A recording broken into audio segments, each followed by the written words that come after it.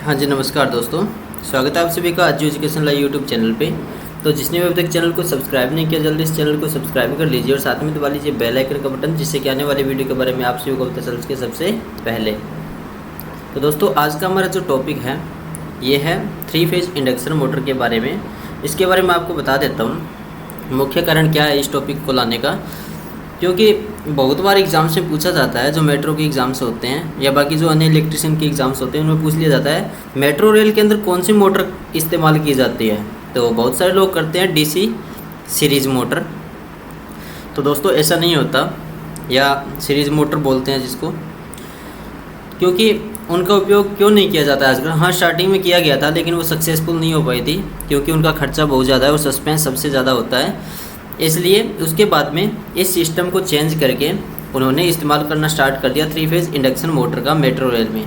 आगे से ध्यान रखना, अगर आपको ये ऑप्शन दिखाई दे मेट्रो रेल के अंदर भी इंडक्शन मोटर 3 फेज होती है, तो आपको इसी पे क्लिक करना है। चलिए शुरुआत करते हैं पहले क्वेश्चन से, या उससे पहले समझ लेते हैं इसकी थ्योरेटिकल को। सबसे पहले बात करेंगे 3 फेज इंडक्शन मोटर ये क्या होती है, यानी 3 फेज इंडक्शन मोटर क्या होती है, इसके बारे में चर्चा करते हैं। इसमें कौन कौन से पार्ट्स होते हैं इनके बारे में भी हम देखेंगे, और इसके साथ में हम इंडक्शन मोटर कितने प्रकार की होती है यह भी जान लेंगे, और 3 फेज इंडक्शन मोटर हिंदी में। चलिए शुरुआत करते हैं, उसके बाद में आप बता देना कमेंट में टाइप करके। दोस्तों, मोटर एक मशीन होती है, ये तो आपको पता है, और जो इलेक्ट्रिकल एनर्जी को मैकेनिकल एनर्जी में कन्वर्ट करती है या बदलती है, ये मोटर होती है। यानी 3 फेज इंडक्शन मोटर में हम जो मोटर के टर्मिनल बॉक्स में इलेक्ट्रिकल सप्लाई देते हैं वो हमारी इलेक्ट्रिकल एनर्जी होती है, और उस इलेक्ट्रिकल एनर्जी की वजह से मोटर के अंदर जो मैग्नेट बनता है, और मैग्नेट बनने की प्रक्रिया को म्यूचुअल इंडक्शन बोला जाता है, और रोटर घूमने लगता है। यानी 2 भाग होते हैं, आपको पता होगा, एक रोटर होता है, एक स्टेटर होता है। जो स्थिर भाग होता है उसको हमेशा स्टेटर बोला जाता है, जो घूमने वाला भाग होता है यानी जो रोटेट करता है तो उसको रोटर बोलते हैं। यानी रोटर के घूमने पर हमें जो एनर्जी मिलती है वो मैकेनिकल एनर्जी होती है। समझिए, आगे होगा आप सभी को इतना। उसके बाद में बात करते हैं जनरेटर क्या होता है। तो ये इसी बेसिकल है, जो नए स्टूडेंट्स को नहीं पता है, जो आईटीआई कर रहे हैं उनको, या जिन्होंने काफ़ी टाइम से तैयारी नहीं की है तो वो भी देख लीजिए। अगर हम इसी को उल्टा कर दें, मतलब जो मोटर का उल्टा होता है, मतलब कोई ऐसा डिवाइस जिसके अंदर हम इनपुट में मैकेनिकल एनर्जी देते हैं, मतलब मैकेनिकल जो एनर्जी होती है उससे अगर हम उसको घुमाते हैं तो आउटपुट हमें इलेक्ट्रिकल एनर्जी मिलेगी, मतलब उससे विद्युत पैदा होगी, तो वह डिवाइस जनरेटर कहा जाता है, या जनित्र बोलते हैं जिसको हम। यानी जनरेटर और मोटर के बीच में यही अंतर होता है हमेशा, ये आपको याद रखना है। अब बात आती है मोटर के इंपॉर्टेंट 2 पार्ट्स कौन कौन से होते हैं, तो इसको आप याद रख लेना। पहला होता है स्टेटर, दूसरा होता है रोटर। जो स्थिर भाग होता है उसको स्टेटर बोलते हैं, जो घूमने वाला भाग होता है उसको रोटर बोला जाता है। उसके बाद में बात आती है स्टेटर की, यानी मोटर के अंदर का वह पार्ट जो मोटर के चलने पर भी नहीं घूमता है उसको हमेशा स्टेशनरी पार्ट या स्टेटर बोलते हैं, ये मैंने आपको बता ही दिया। और रोटर भाग होता है जो घूमता है।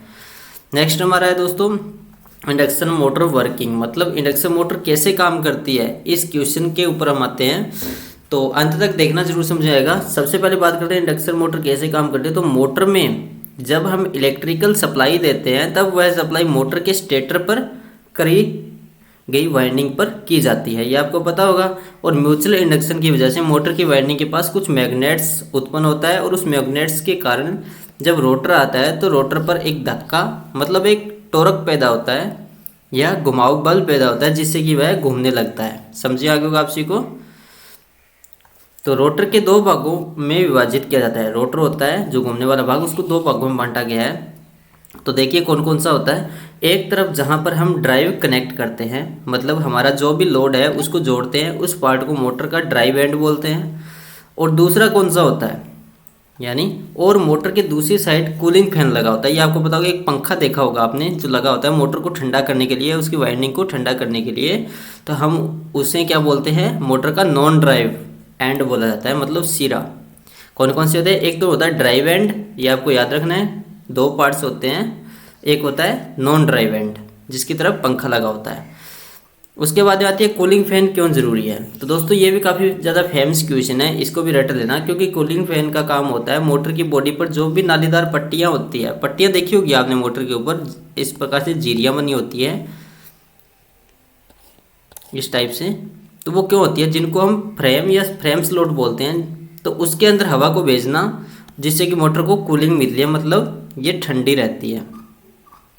उसके बाद में आता है, क्योंकि जब मोटर बहुत देर तक चलती रहती है तब मोटर के स्टार्टर पर जो कॉपर वाइंडिंग होती है, तो स्टेटर की बात हो रही है, सॉरी यहाँ पे स्टेटर होगा, तो उनमें करंट भी फॉलो रहता है जिसकी वजह से काफ़ी लॉसेस होते हैं और मोटर गर्म होती है। तो एसी मोटर कूलिंग फैन, तो ये देखते हैं एसी मोटर को कूलिंग देने के लिए नॉन ड्राइव एंड पर एक पंखा या कूलिंग फैन लगाया जाता है जिसका काम होता है मोटर की फ्रेम पर हवा देकर मोटर को गर्म होने से बचाना। ये नॉन ड्राइव एंड का कार्य होता है। अब बात आती है दोस्तों 3 फेज इंडक्शन मोटर कितने प्रकार की होती है। ये होती है 2 प्रकार की, आपको ध्यान रखना है। कौन कौन सी? पहली होती है स्क्विरल केज इंडक्शन मोटर, दूसरी होती है स्लिप रिंग इंडक्शन मोटर। कौन कौन सी? स्क्विरल केज इंडक्शन मोटर और स्लिप रिंग इंडक्शन मोटर। सबसे पहले हम पढ़ेंगे स्क्विरल केज इंडक्शन मोटर के बारे में। तो यह सबसे ज़्यादा उपयोग होने वाली ऐसी मोटर होती है, ये आप रट लेना इस क्वेश्चन को। स्क्विरल केज इंडक्शन मोटर की बात हो रही है, यह सबसे ज़्यादा काम में ली जाने वाली ऐसी मोटर है, मतलब अल्टरनेटिंग करंट वाली मोटर है। इसका फ़ायदा यह होता है कि इसकी वर्किंग काफ़ी सिंपल होती है, और यह बहुत ज़रूरी बात है क्योंकि इसमें बार बार मेंटेनेंस की ज़रूरत नहीं होती। और इस मोटर में भी हमको एक कमी मिलती है। कौन सी कमी होती है वो देख लीजिए, क्योंकि स्क्विरल केज इंडक्शन मोटर का उपयोग हम सिर्फ उसी जगह ही कर सकते हैं जहाँ पर हमें शुरुआती समय में ज़्यादा टॉर्क, मतलब ज़्यादा ताकत की ज़रूरत नहीं पड़ती हो। मतलब इसका स्टार्टिंग टॉर्क बहुत कम होता है, ये स्टार्टिंग पावर नहीं देती है। ये इसकी सबसे बड़ी कमी है इस मोटर की।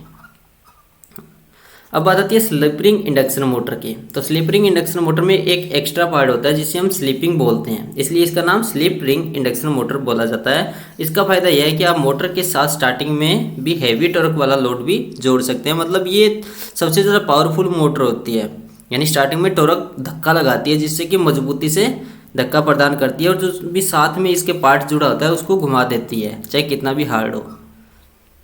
अब बात आती है स्क्विरल केज और स्लिप रिंग इंडक्शन मोटर में अंतर क्या क्या होता है, ये थोड़ा ध्यान से समझना, ये काफ़ी ज़्यादा इंपॉर्टेंट है दोस्तों। अगर समझे ना आए तो कमेंट करके बताना। इनमें सिर्फ अंतर यही होता है कि सिर्फ जो स्क्विरल केज इंडक्शन मोटर होती है उस पर आप एक्स्ट्रा रेजिस्टेंस को नहीं जोड़ सकते, मतलब प्रतिरोध को या लोड को। पर स्लिप रिंग इंडक्शन मोटर पर अगर आपको स्टार्टिंग समय में ज़्यादा टॉर्क, मतलब ज़्यादा ताकत की ज़रूरत है, तो आप उस समय स्लिप रिंग की मदद से एक एक्स्ट्रा रेजिस्टेंस को भी ऐड कर सकते हैं। ये याद रखना है आपको अंतर।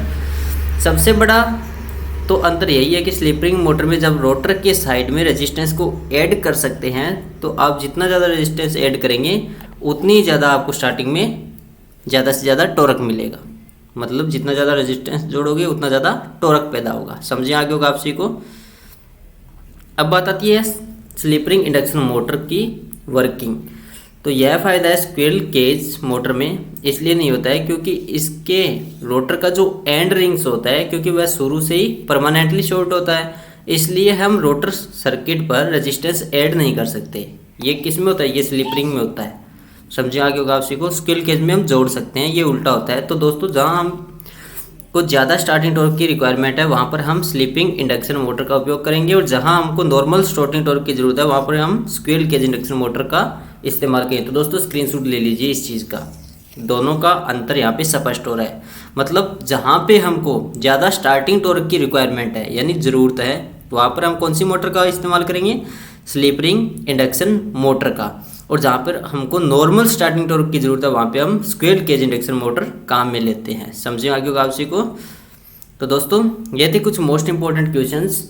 आज की क्लास आपको कितने परसेंट अच्छी लगी प्लीज़ कमेंट करके ज़रूर बताना। 100%, 75%, 50 या 50% से कम। उससे पहले मैं आपको थोड़ा सा डायग्राम दिखा देता हूँ। ये इस टाइप से होती है दिखने में।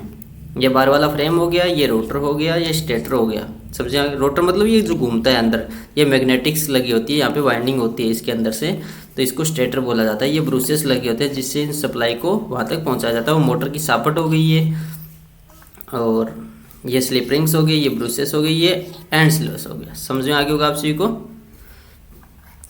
तो धन्यवाद दोस्तों, आप सभी का प्यार इसी प्रकार से बना रहे Ajju education live YouTube channel के साथ। जिस भी स्टूडेंट ने अभी तक चैनल को सब्सक्राइब नहीं किया जल्दी इस चैनल को सब्सक्राइब कर लीजिए और साथ में बेल आइकन को प्रेस कर लीजिए, जिससे कि आने वाले वीडियो के बारे में आप सभी को पता चल सके सबसे पहले।